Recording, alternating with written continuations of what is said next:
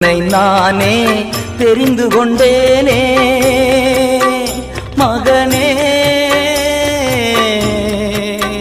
மகளே, உன்னை நானே தெரிந்து கொண்டேனே. உன் பெயர் சொல்லி நான் அழைத்தேனே, உன் பெயர் சொல்லி நான் அழைத்தேனே. ஒருபோதும் நான் கைவிட மாட்டே கைவிட மாட்டே.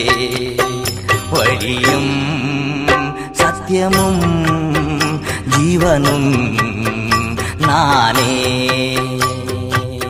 இஸ்ரவேலே பயப்படாதே, நானே உன் தேவன்.